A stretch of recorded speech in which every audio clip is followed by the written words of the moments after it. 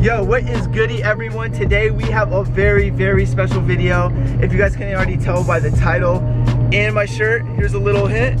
Yep, we are going to be looking at a 1,000 horsepower wide body Supra. Now this isn't the first time I've seen this Supra in person. The last time I saw it was 5 years ago, right when I was getting into like modifying cars and stuff, and right when I started my Instagram page. I didn't start my YouTube maybe 2 or 3 years after I was really into the modifying cars, and I know it's been a very long time since I posted my last video, and that's going to be in a whole separate video of where I've been and what I've been up to, what I've been working on.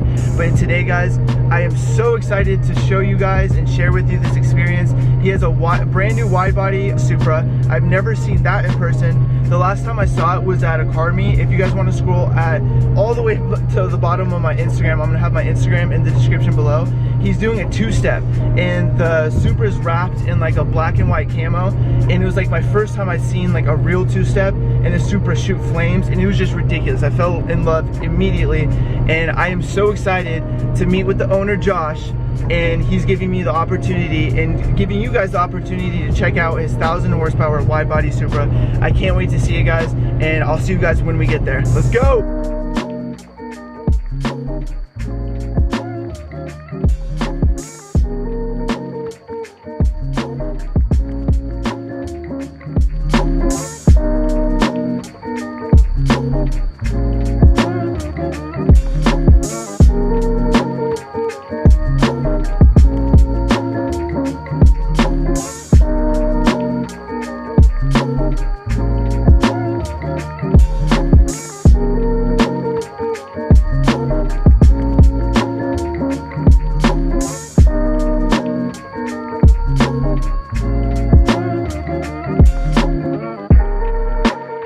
Alright everybody, this is Josh, the owner of this 2020 Widebody Supra and also owner of a Mk4 1,000 horsepower Supra that is also wide body. And I just want to ask Josh here, when did you buy this and what is all done to your 2020 Supra? Okay, so I bought this a week ago in Kentucky, and I drove it across country back to Arizona, obviously. It is a 2020 Supra. It has got a Rocket Bunny Pandem wide body kit. It's got an RSR roll cage. It has Yokohama tires wrapped around the Workmeister S13P wheels. I've got an even Turi intake on the front of the car, all done up in carbon fiber as well. I'm running on Reinhardt coilovers, using a racing tow hook as well.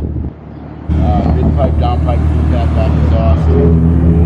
Pretty much everything I think that you could possibly do was done prior to me picking up the car, which is a first for me. On my other Supra, we built that from the ground up over the course of 10 years. So it was kind of neat to pick up a car that's already done. The first day I picked it up was last week, a week ago today. Picked it up, drove to another state, stopped in for a car show, won our first award. Just on a trip. So awesome. Home, you know, so it's kind of nifty. And how does this 2020 Supra compare to your Mk4 with the 1,000 horsepower? Well, it's half as fast. Yeah. It's definitely more nimble. It's definitely a driver's car. A lot of fun, a lot of awesome handling. Definitely gets attention about the same as my other. The Mk4 is obviously a wide body as well, but this car gets, as you've seen from today, it gets quite a bit of attention. attention as well. Yeah, so definitely. hope to do a couple of little more things to it over the next few months. But for the most part, this car is pretty much complete as you see it. Yeah, it's definitely a beautiful car. Well, I appreciate you, Josh, and thank you so much for taking your time in the day to show us and the audience your builds. Thank you. Yeah, man. And I look forward to meeting you up in the future and seeing what else you get done with this and reviewing your 1,000 horsepower Supra. There we go. All right, man. Thank you so much. Yeah. Oh my goodness. Oh wow. Yeah. Actually, you fit in pretty decent, man. Is that just with the roll cage or is oh okay, yeah, I see. With the roll cage, because that seat is as back as far as it goes, man. This winter SEMA was sponsored by Yokohama and Advan. And like most of this car is completely sponsored. Wow. Took it for a spin and I came back and went, all right, buy one. I said, but I want to get one and I want to do a wide body. And this time here I want to do it a little bit smarter than I have in the past. And I'll skip all the time, the bullshit, the hard work. I'll find somebody else that has one that, you know, is willing to go ahead and sell it. Yeah. So how long did the previous owner own this one for? 1 year. 1 year? Mm-hmm. Yeah, the wide body looks great on it too. He had bought it, and then as soon as he bought it, he is friends with, like you said, the guy from Rocket Bunny. So he'd already offered, you know, the body kit. Yeah. So I'm sure he was one of the first. I think I want to say he was the first, but I can't confirm that. Wow. So he went and got the body kit, and then the talk started happening as far as everybody else that jumped on board.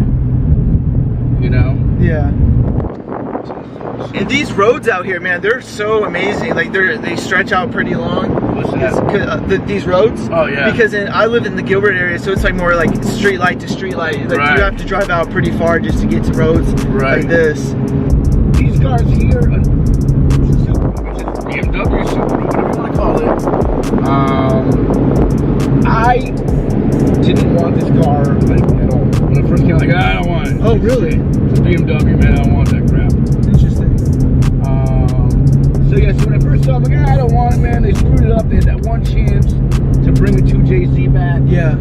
And the problem is that, you know, it's a different world. And that 2JZ is not going to get you the EPA numbers or the miles per gallon or the emissions-friendly type engine that we're demanding of our new cars. Yeah.